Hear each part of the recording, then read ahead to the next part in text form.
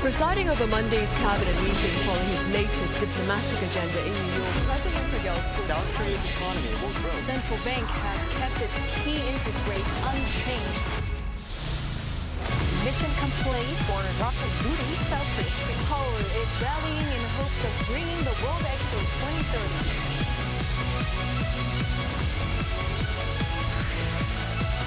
Arirang.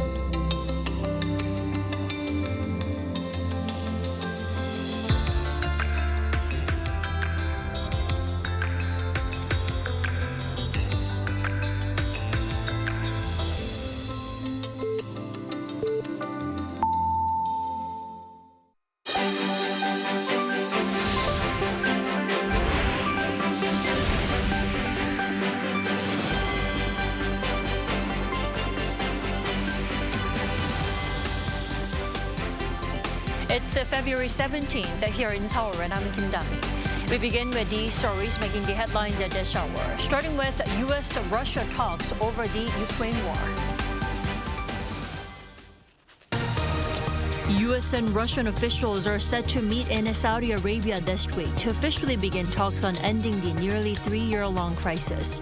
In fact, U.S. President Donald Trump hinted that a meetup with Russian President Vladimir Putin could come very soon.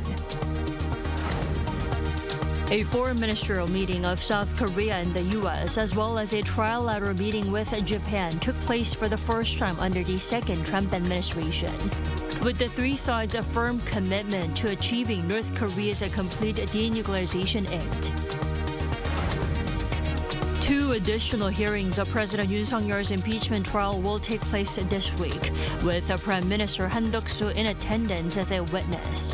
Yoon's criminal trial proceedings also begin on Thursday. U.S. officials are set to meet Russian counterparts in Saudi Arabia this week, bringing an end to the Ukraine crisis. Ukrainian President said Kyiv had not invited to talks, but Washington stressed that both Ukraine and Europe would have a part to play. Our Yoon starts us off. Washington's Middle East envoy told Fox News on Sunday that he and White House National Security Advisor Mike Waltz would go to Saudi Arabia for talks aimed at ending nearly 3 years of war between Russia and Ukraine. I am going tonight. I'll be traveling there with the National Security Advisor, and we'll be having meetings at the direction of the president, and hopefully we'll make some really good progress with regard to Russia-Ukraine. However, speaking to NBC News on the same day, Ukrainian President Vladimir Zelenskyy said Kyiv had not been invited to the talks in Saudi Arabia, adding that Ukraine would never accept any deals made without them. During a previous interview last week, Zelenskyy also remarked that no one, including President Trump, should trust Russian President Vladimir Putin. Regarding Ukraine's absence from the talks, U.S. Secretary of State Marco Rubio told CBS News on Sunday that if real negotiations happen, Ukraine must be involved and that Europe must also be involved. He also emphasized that the next few days would determine if Putin was serious about achieving peace. Amid European concern that the U.S. is moving ahead on peace talks with Russia without consultation, French President Emmanuel Macron will hold an informal emergency meeting on Monday on security for Ukraine and Europe. According to officials, the meeting will include Germany, Britain, Italy, Poland, Spain, the Netherlands, and Denmark, as well as the NATO Secretary General and the presidents of the European Council and the European Commission. Also on Sunday, U.S. President Donald Trump told reporters that he's working hard to bring peace between Russia and Ukraine and that he believes the leaders of both countries want to stop fighting. To a question asking about Ukraine's involvement in talks, he answered that Zelenskyy would be involved in the negotiations. Trump also hinted that a meeting with Russia's president in Saudi Arabia could happen soon, but no date has been set. No time set, but it could be very soon. Meanwhile, Russia attacked Ukraine with 143 drones on Saturday overnight, injuring at least one person. According to Ukraine's prime minister, the attack damaged a thermal power plant in Mykolaiv in southern Ukraine. Zelenskyy said the attack left around 100,000 people without heat. He took to social media to condemn the attack, calling it a sign that Russians are waging war against our people and against life itself in Ukraine. Yoon, Arirang News. Top diplomats of South Korea, the U.S. and Japan met over the weekend and agreed to tighten their ties in addressing security issues, including bringing about the complete denuclearization of North Korea.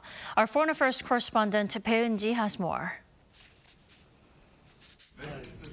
South Korea's foreign minister, Cho Tae-yeol, and his American and Japanese counterparts, Marco Rubio and Takeshi Iwaya, met for the first time since U.S. President Donald Trump returned to the White House earlier this year and delivered a strong message that appears to be aimed at China. In a joint statement, they expressed their support for Taiwan's meaningful participation in appropriate international organizations. That detail, which could upset China, has never been included in a joint statement by the three countries before. This appears to reflect the Trump administration's hardline stance towards China, as Beijing has been making efforts to block Taiwan from joining the United Nations and many other global organizations. At a session of the Munich Security Conference, Foreign Minister Cho said it's only natural for South Korea to keep relations with both the U.S. and China in harmony to best serve its national interests, but added that this is easier said than done. We can continue to improve our relations with Beijing while continue to upgrading our strong alliance with Washington. But particularly when it comes to the security issues, there's a limit to what we can do to accommodate demands from Beijing. The three countries also made it clear in the joint statement that they reaffirmed their commitment to the complete denuclearization of North Korea. This gave reassurance to Seoul, particularly after Trump's comments referring to the North as a nuclear power raised concerns in South Korea, as they led to speculation that Washington could be shifting away from its focus on denuclearizing North Korea. And before the trilateral talks, Cho and Rubio held a separate meeting for about 40 minutes, where they agreed to closely cooperate on deterring North Korean threats. The two sides also reaffirmed that their alliance will continue to remain strong throughout Trump's second term in office, with Rubio reiterating his confidence in South Korea's acting president. Speaking to reporters in Munich, Cho said he expects the two countries to hold more high-level meetings, and that the government plans to consult with Washington on the issue of tariffs on steel and aluminum as soon as possible, to minimize possible damage to Korean companies. Bae-eun-ji, Arirang News. The Constitutional Court plans to hold 2 additional hearings this week for President Yoon Suk-yeol's impeachment trial. But it's unclear whether the last session on Thursday will be rescheduled, as his team requested. The court set the 10th hearing date for Thursday at 2 p.m., where 3 witnesses will be questioned, starting with Prime Minister Han Duck-soo. Now, Han previously said that the president had not held a proper cabinet meeting before declaring martial law. Former Deputy Director of the National Intelligence Service Hong Jang-won was summoned last week by the National Assembly side, but will return to be questioned by Yoon's legal team. Hong claims there was a list of figures the president wanted to arrest under martial law. And National Police Agency Commissioner General Cho Ji-ho will be questioned by both sides after missing 2 witness sessions for health reasons. Yoon's lawyers have filed a petition to change the date of the 10th hearing, arguing for more time, as the president is also preparing for criminal trial proceedings, which begin on Thursday.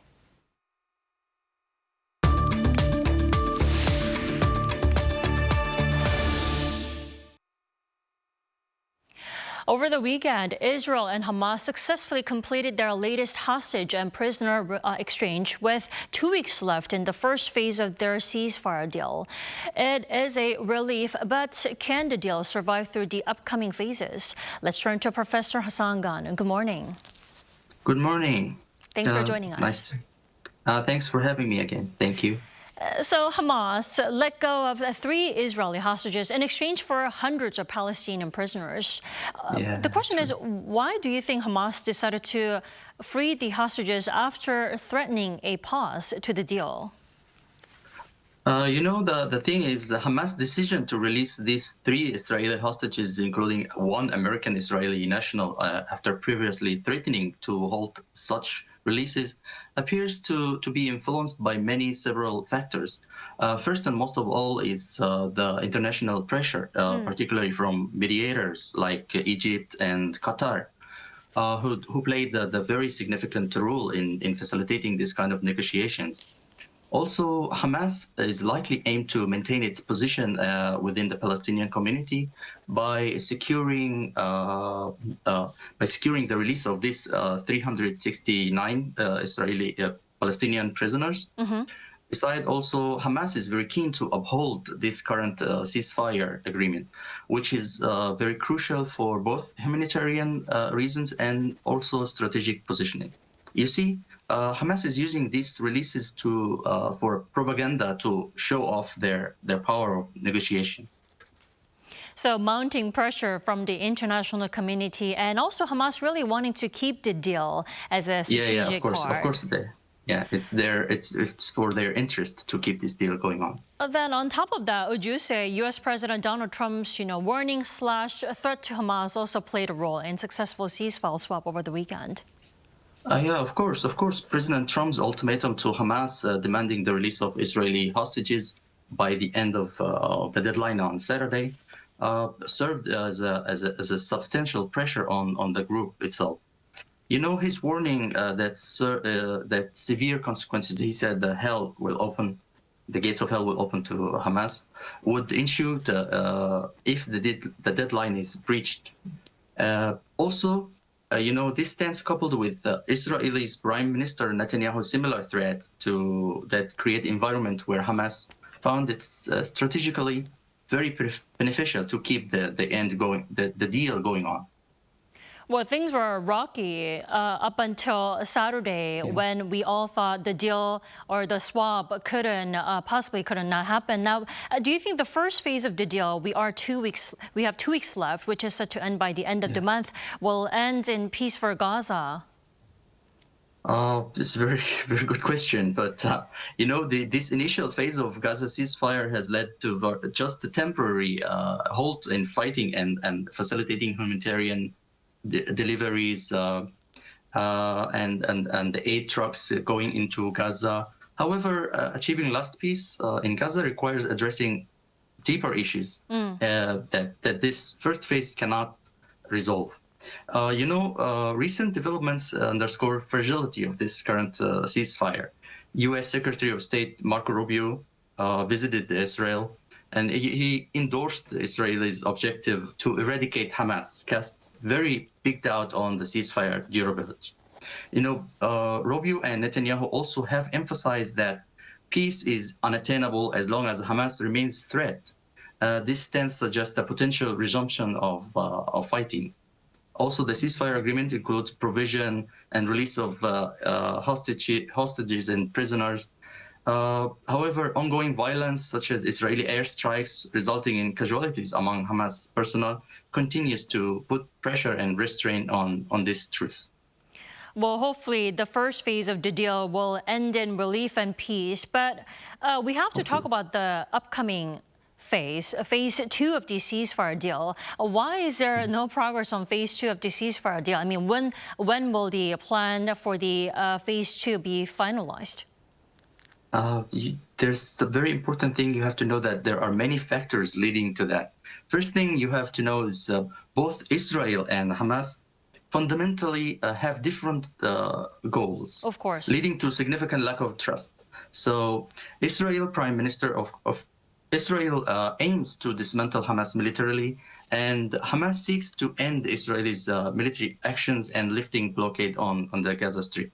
These diversions complicate negotiations, as each side questions the other side's commitment to honoring any agreement. Second, Israel Prime Minister Netanyahu faces considerable pressure from his government, his own country, from the hardliners who advocate for continued military operations. This makes it challenging for him to commit to any further withdrawal or ceasefire agreements, as it might show as a sign of weakness from his side.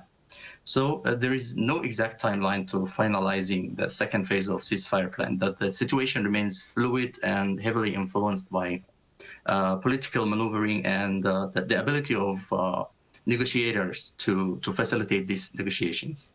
Indeed, and things in Gaza have become more complex with, Trump's ambitions to take over the area and relocate Palestinians.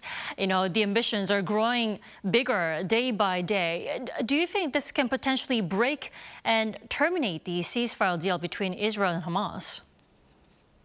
Among Trump's recent outlandish claims to other countries' territories, such as Canada, Panama, Gulf of Mexico, and Greenland, this is the strangest one.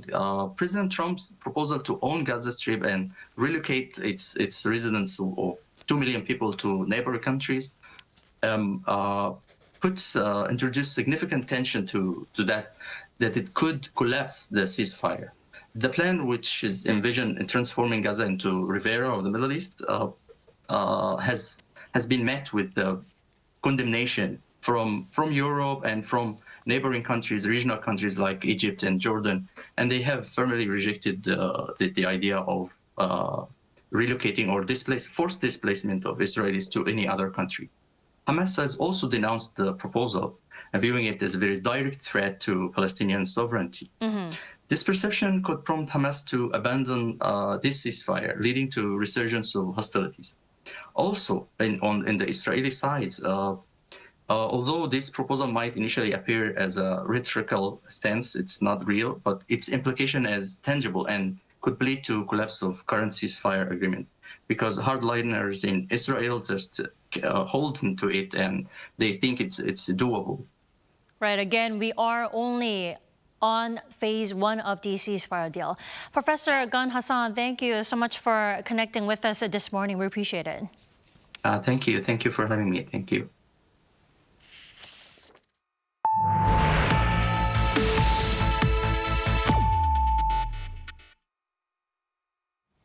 U.S. President Donald Trump continues to push for his America First trade agenda, now with a warning that he will treat countries with value-added tax systems the same as those with tariffs, raising fears of a hit to South Korea. Lee Seung-jae reports. U.S. President Donald Trump said Saturday that Washington will treat countries with a value-added tax system the same as those with tariffs in order to help calculate reciprocal duties on other countries. The comment raises concerns for South Korea, which, unlike the U.S., collects value-added tax. Typically, companies in countries with a VAT system, including South Korea, receive a VAT refund when exporting to the U.S., and only have to pay a relatively low sales tax. However, U.S. companies exporting to foreign countries have to pay a high VAT rate that they do not pay in the U.S. And for that reason, Trump has criticized VAT as being an unfair trade barrier for the U.S. Since South Korea's VAT rate is 10%, higher than the average U.S. sales tax of 6.6% as of 2023, it's possible that Trump may also consider it an unfair tariff, fueling speculation that Trump will impose a 10% reciprocal tariff on all South Korean imports in April. Amid concerns over Trump's trade policies, Deputy Minister for Trade Park Jong-won at the Ministry of Trade, Industry and Energy will visit the United States on Monday. During the 5-day visit, Park will meet with high-ranking officials from the U.S. Department of Commerce and the Office of the U.S. Trade Representative to discuss trade and other pending issues. This will be the first official visit to Washington by a high-ranking trade official since President Trump took office. Park is expected to hear the specifics of the trade policies under the Trump administration and convey Seoul's position on the matter. Lee Seung-jae, Arirang News. A former victim of Japan's forced sexual slavery during World War II passed away on Sunday. According to the Ministry of Gender Equality and Family, Gil Won-ok passed away at the age of 97. Gil was also an activist who worked to raise awareness of Japan's atrocities both domestically and internationally. She was only 13 years old when she was taken from her home in Pyongyang and was forced to work as a sex slave. Her death now reduces the number of surviving victims in South Korea to just 7. 240 victims are registered with the government and 233 have passed away. On the culture front, the art of blending genres is redefining the music scene. K-pop is now moving to a whole new level by going classic. Our Song Yujin shows us what happens when K-pop meets classical music.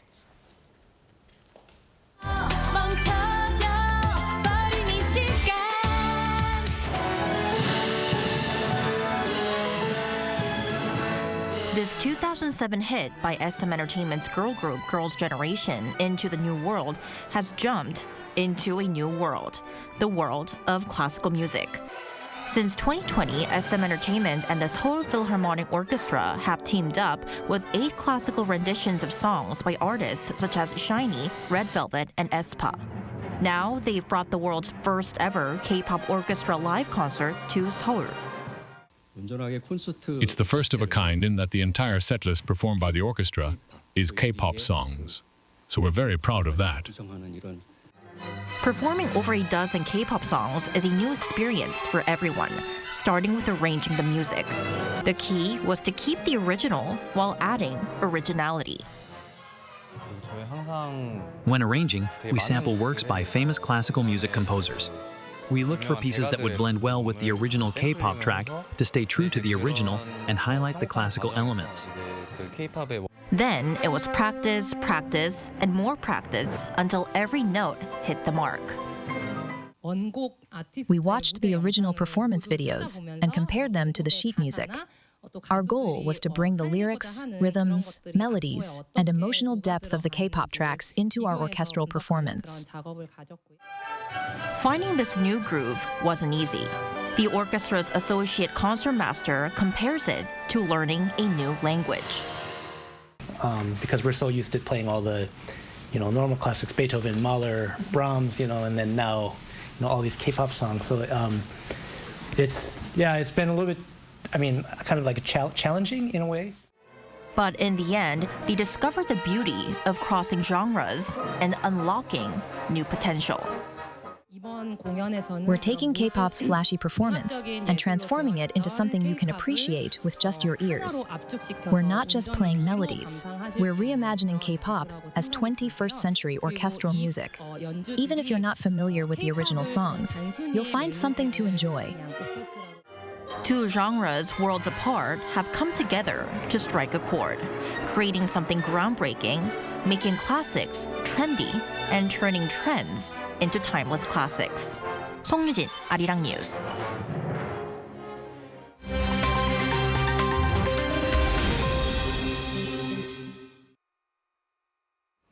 Now we take a look at the stories from around the world with our Choi Ji-hee. Good morning, Ji-hee. Good morning, Tommy. So Ji-hee, let's start with Ukrainian President Volodymyr Zelensky's refusal of the Trump administration's critical minerals deal.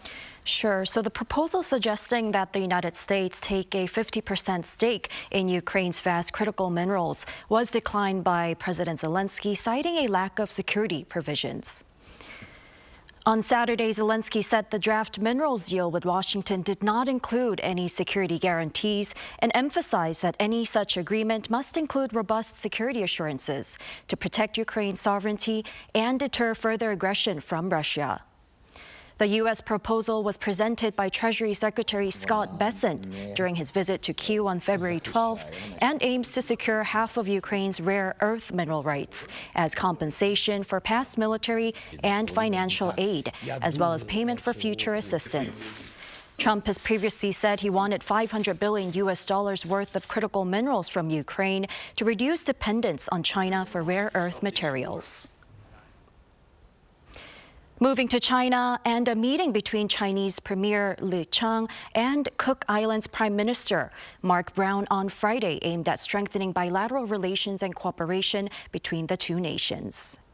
The Cook Islands said Saturday that it signed a comprehensive strategic partnership deal with China during the discussions in Harbin. Premier Lee emphasized China's commitment to deepening political mutual trust with the Cook Islands. He proposed aligning the Belt and Road Initiative with the Cook Islands development strategies to enhance collaboration in various sectors, including maritime infrastructure, agriculture, fisheries, and cultural exchanges. Prime Minister Brown acknowledged the nearly three-decade-long friendship between the two states and reaffirmed the Cook Islands' adherence to the One China policy, while assuring that relations with China do not impinge on long-standing ties with New Zealand. Now to Austria, where a 14-year-old boy was killed and 5 people were injured in a stabbing attack in the city of Villach on Saturday. The attacker, a 23-year-old Syrian national, was apprehended at the scene. Authorities have identified the incident as an Islamist attack and said the suspect had sworn allegiance to the Islamic State. A local food delivery driver's swift intervention by using his vehicle to impede the attacker likely prevented further casualties. The attack follows a series of similar incidents in Europe and has intensified discussions on immigration and security policies within the country. Finally, in the United States, Marvel Studios' latest release, Captain America: Brave New World, has delivered box office success during its opening weekend with the highest-ranking domestic debut of the year. The film garnered $88.5 million domestically over the 3-day period, with projections estimating a total of $100 million by the end of the 4-day President's Day holiday on Monday. Internationally, it accumulated an additional $92.4 million. This performance also marks the 4th best President's Day holiday opening on record. You're right.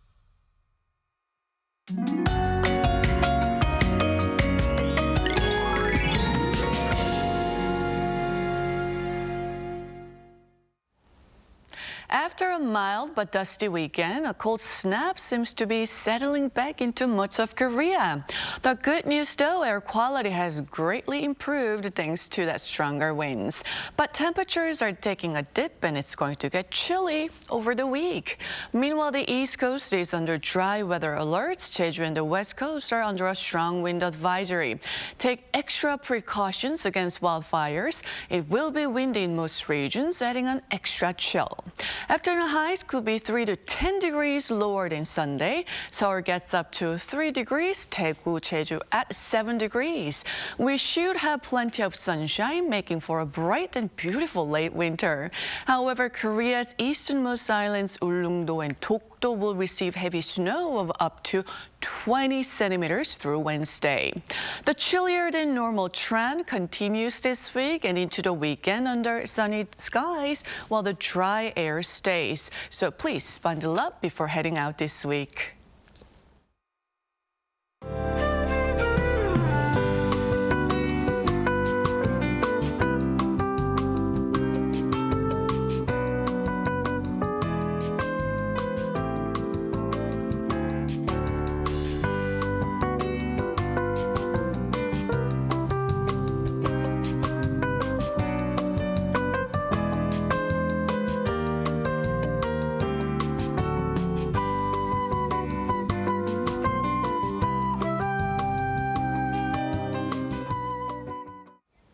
That is all we have for this morning. New Day and Arirang will be back tomorrow at the same time, 10 a.m. Korea time. Thanks for watching.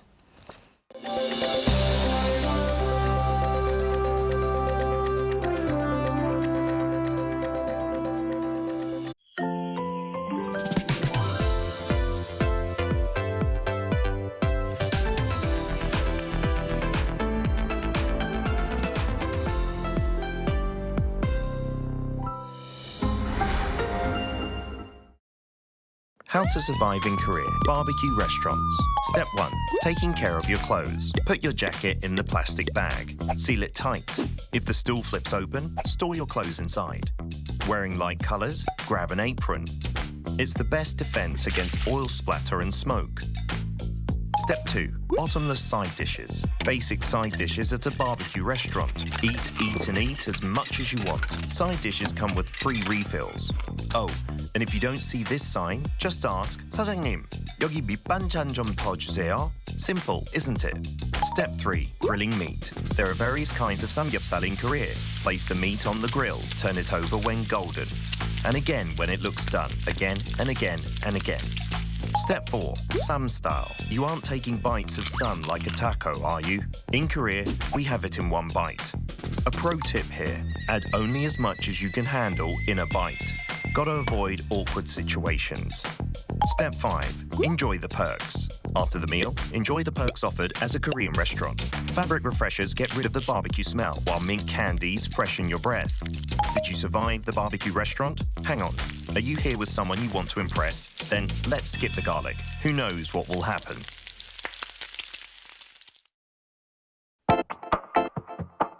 Step into a world where culture speaks beyond words, bridging hearts and minds.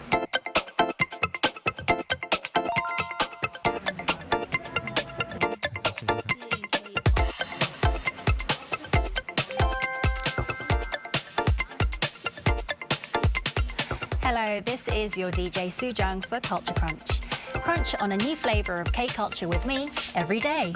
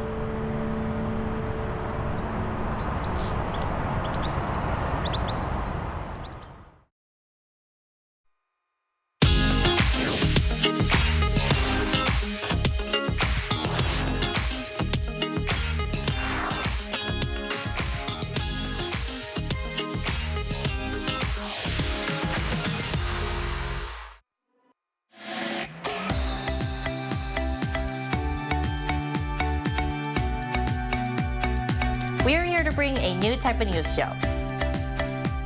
New insight, new style, and new topics every day. We are News Generation. Bring news just for you. It's Monday, February 17th here in Seoul. I'm Song Yujin, and thank you for tuning in to News Generation. Joining us today is Ki Kim. Happy Monday. Happy Monday. And Grace Happy Monday. Happy Monday. Now, both are here to speak on behalf of those in their 20s and 30s.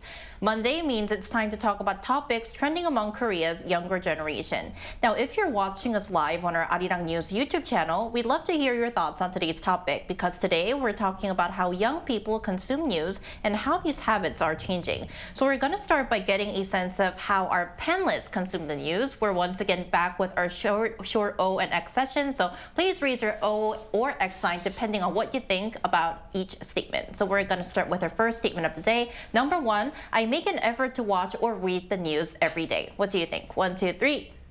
Both? Oh, okay. Let's start with you, Ki, although it's quite an obvious answer because you are a news presenter. Exactly. So my job is to deliver news. So of course, it's sort of a must for me that I watch or read news every day. My notification for some of the major news outlets applications is always on. I signed up for email subscriptions for some of this foreign media because I sometimes also work as a foreign correspondent. Quite annoying sometimes because you see 100 messages on your phone all the time. But the more I read, the more I know about the world. All right, so Ki is indeed catching up and following the news very passionately, right? Yes. And what about you, Grace? You also O. Yes, I'm also O because staying up to date with what's going on around the world in economy, society, all facets is directly related to my work, like Ki. So because it's directly related to how I make a living, it's actually a chore for me, but I have come to enjoy it over the years because now I actually understand what they're talking about on the news. All right, we're starting off on a very good note today. Both our panelists choosing O for the first statement. Let's move on with our second one. Number 2, I still get my news through traditional sources, whether the, should we say legacy media outlets like TV or newspapers. 1, 2, 3. In between? I'm in the middle. In the middle, okay. Yes. Let's start with Ki again. Okay. Because I mostly watch news on TV or on my phone. And in my house, the news channel is always on. When I come to work, there's always newspapers on the desk. And I try to read them. The things I like about the traditional paper newspaper is there's just like books, holding newspaper with my hands and turning the page with my fingers makes me feel like I'm actually reading something. And also another thing I like about reading a newspaper, a paper newspaper, is that you get to come across the news that you're not expected, something that's surprising, very interesting while reading other articles. Because all sections of the news are in one newspaper, because it's right? there, and then like I'm looking at the papers and all of a sudden some headlines stand out, then I just read that article. So, because in a smartphone, you get to, when you click on certain news, then you only get to see that news. Whereas, you know, the whole regular paper, you get to read like whole section and every part of it. So I enjoy that more. I think I also still get the news mostly from television news or newspaper news. So I think that I'm more of a legacy media person. And Grace, why did you choose in the middle? Like Ki, I get my news from traditional sources like TV and newspaper also, although I get more so from TV. But I feel like these days I'm looking through my phone, social media, and like whatever headlines that pop up, I'm more prone to just kind of scrolling through and getting the updates on seeing the breaking news alerts? Yeah, it's easier to just access it because it keeps popping up. And I think it's very interesting to kind of look at the comments on that particular news story and see how people are reacting real time. Get the public opinion. Yeah. All right. Both, yeah. Okay, then we're going to move on to our final statement. Number 3, if I come across news that makes me kind of uncomfortable, I tend to stop reading or watching. What do you do? 1, 2, 3. X and X. Why, Ki? Because the more uncomfortable I am, for example, a disaster or unfortunate loss of life or lives or political turmoil, if it's big news, I dig deeper because I try to read or watch all different channels depending on, it doesn't matter which political side they're on, and I get to know more about the story. And it doesn't matter how disturbing or emotional the story is, I just have to watch all of them because one, I'm always curious because it's my job to actually find out what is going on. And number 2, I'm always curious about the truth. So You need to get to the bottom. Yeah, I need to see every single information, piece it together. But I'm trying not to be biased about any fact. Is this the same reason for you, Grace? Yeah. I mean, in terms of news content, I know it's not going to show me like the full violent, gory details that I actually have a hard time watching in terms of like if I'm watching TV shows or movies.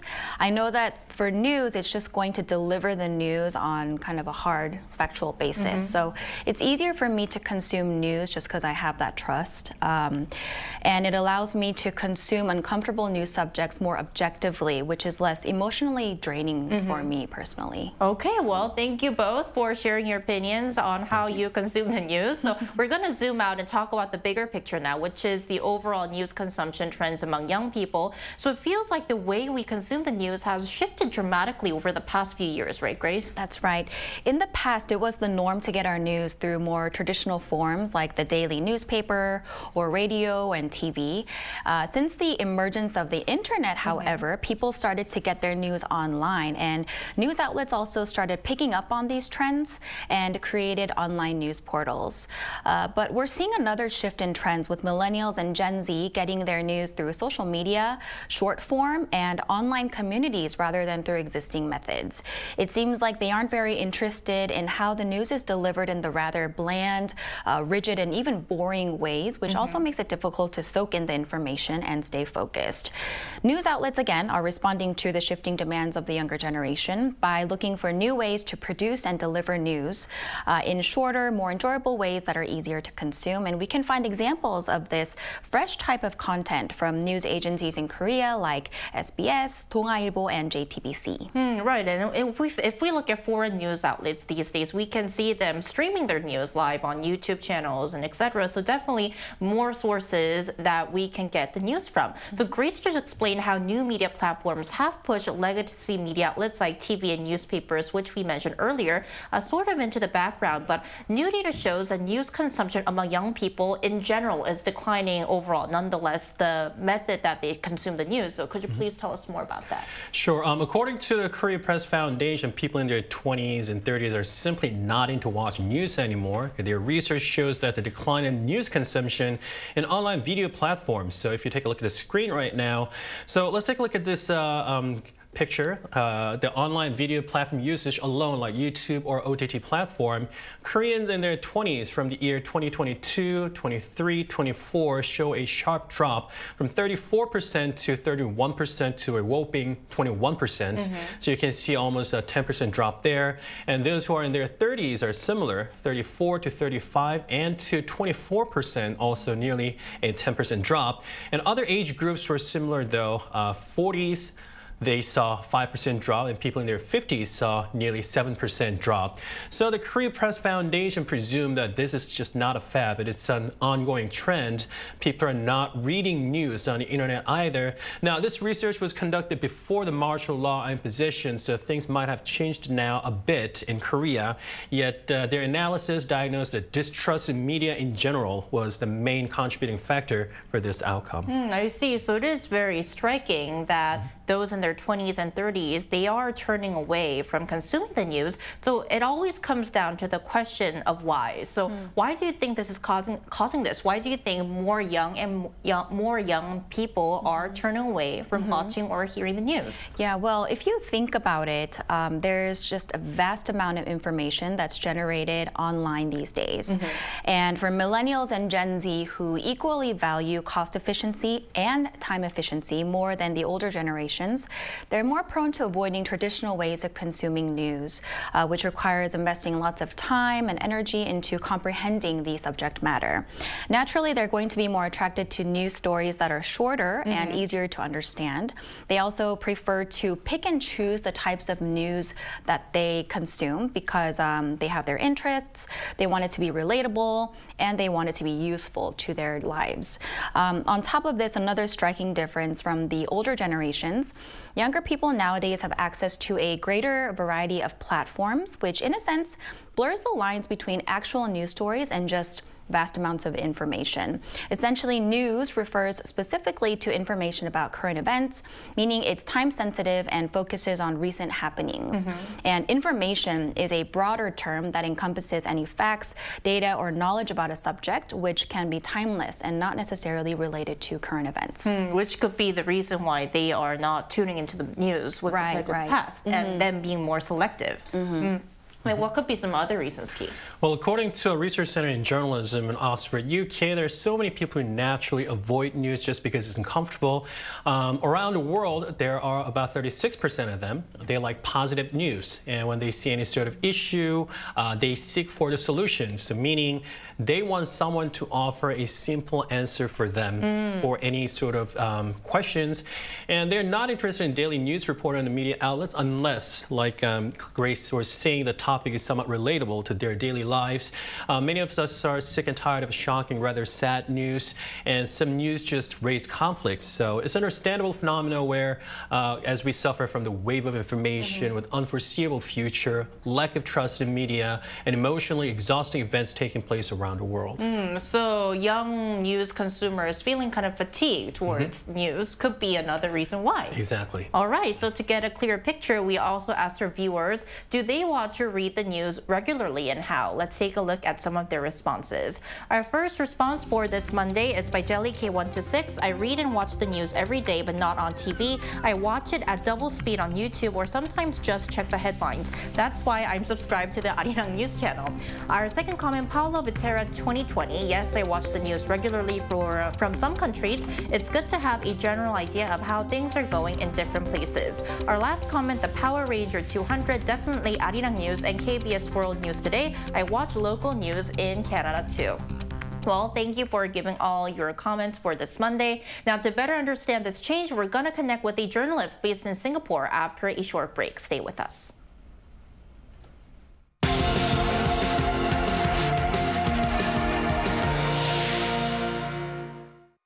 NewsGen wants to hear from you. Go to YouTube and search our channel Arirang News. Click Community and leave a comment down below. Make a new type of news with us. Joining us on this Monday morning is Megan Morris, Deputy Bureau Chief at Business Insider in Singapore. Welcome to the show, Megan. Thanks for having me. Thank you for joining us. So, Megan, we've talked about how news consumption is dropping among young people here in Korea in the previous part of our show. So I want to ask you, is this also happening in other countries, for example, where you're at in Singapore? Yes, I'm based here in Singapore, and the majority of Business Insider's readership is in the U.S. So we keep a keen eye on global media trends. Our readers tend to be millennials and older Gen Z, and what we see from them is a real difference from generations before in terms of how they're accessing their news. Now, really big picture, Gen Z audiences get more content than ever before. They're consuming more media, big picture. But the share of news within that media bucket is much smaller than some of their counterparts. We also see them coming to news differently. We see that for older generations, much more of them come to news through apps, websites directly. We see more Gen Z and millennials coming to us and other media outlets through search and through social media in particular. That's probably no surprise, but it does mean a big shift in how news organizations across the world need to think about how they reach these potential audiences or current audiences in the first place. Thank you for your insight, Megan. Extending your thoughts, and like I've mentioned before, some argue that declining trust in the media is contributing to this sort of shift. So what do you think, and how are news organizations trying to win back their audience? Measures of public sentiment in the U.S. show that trust in all kinds of institutions is eroding right now. That's in medicine, in academics, in the news.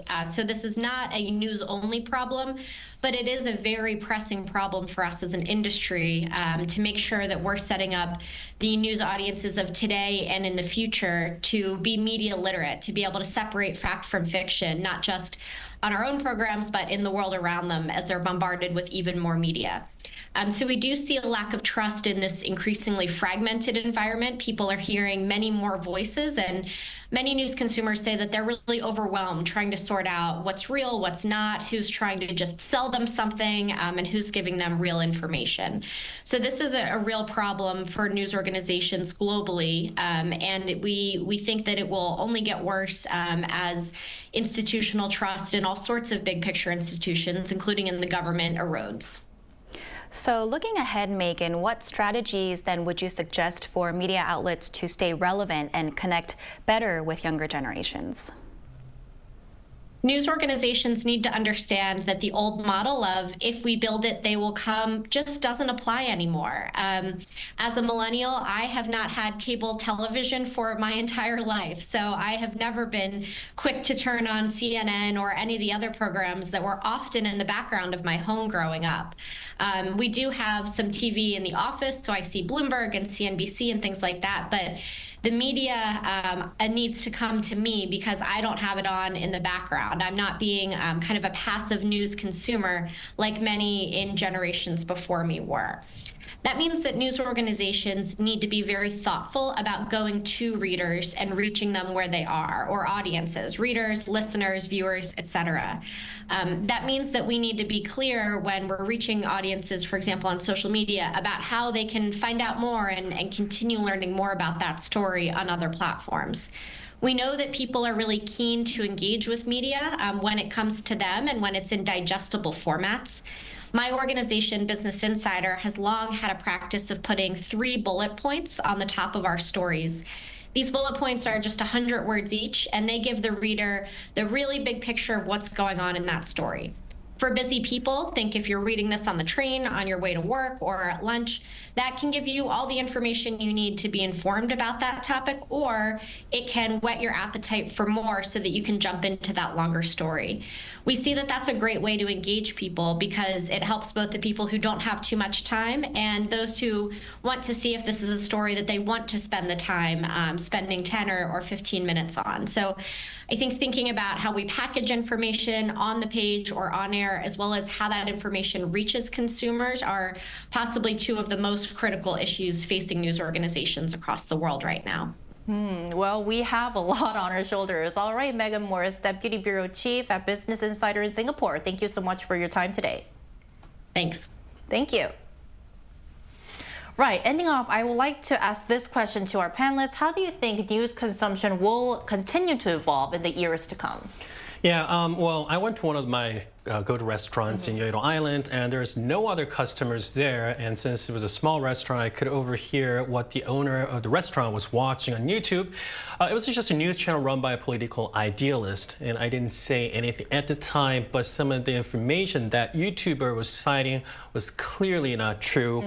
But the owner actually bought it, believed in it, and was telling that story to his wife. So one of the main reasons many people shifted from the conventional channel to YouTube channels or internet news is probably and a decline in reading news on conventional media are probably because we lost the trust in them, like we were talking about it, and there's no standard or strong media outlets as used to a couple of decades ago. So now what we need to do is we need to win back their trust. You know, we need to provide better quality of information, and I've been doing this for quite a long time. So I guess in the future, superbly personalized news service where it shows the readers what they want to read or watch would gain popularity. I think that can be done from the news producer side and from the news consumer sides. Maybe we can work more on media literacy so that they can differentiate what is news and what is not news. What is story or what is news? Right, definitely. What do you think, Grace? Actually, while delving into this topic of digital consumption habits of the younger generation over the past week, I learned that researchers found that brand names and industry accolades don't necessarily guarantee the credibility of legacy newsrooms. Because young consumers grew up not just on the internet, but in sort of like this social first environment, actual experiences of online personalities are often more appealing to them than hard news reports. As we can see in citizen journalism in the Ukraine, I think news consumption culture will evolve into one where individual citizen journalists who build trust with audiences because they're actually living out these stories in real time are going to become a major way for news stories to spread among young people into broader communities around the world. So in a way, news is becoming a more social and conversational activity, which is definitely different from the existing ways that news has been presented. All right, and that was our discussion today on the changing news consumption among our generation. And that's all we have for this Monday's episode of News Gen, but we will be back tomorrow at 10:30 a.m. Korea time. Special thanks to Ki Kim. Thank you. Thank you. And Grace Park. Thank you. Thank you. And thank you for starting your week with us, and hope you join us tomorrow as well. We are News Generation.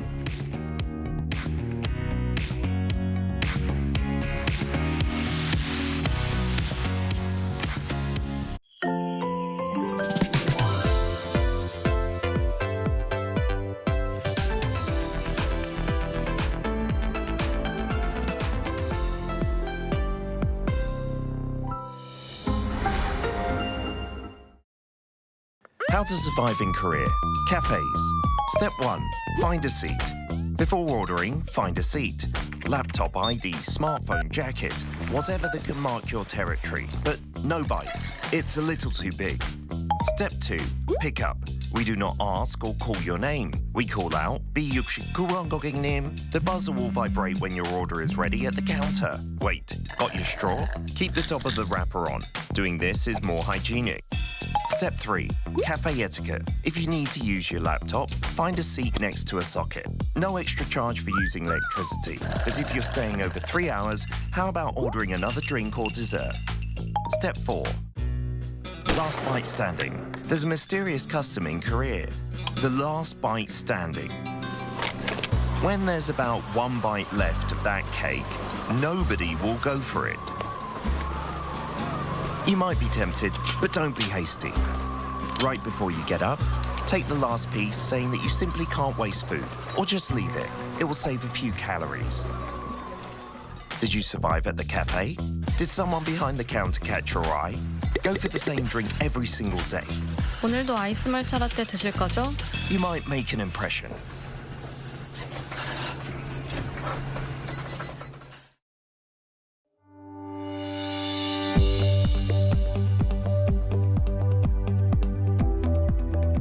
Capturing your day starts new day at Arirang. A global conversation through the unique lens of millennials and Gen Zs. News Generation. From politics to culture, delivering news from home and abroad. The Daily Report. A profound analysis of Korea by members of the media. Press Perspective. A distinct perspective and a broader view. News Center. A compelling discussion spotlighting domestic and international affairs within the frame. Opening new vistas through a window of truth, connecting Korea and the world. Your pick, Arirang News.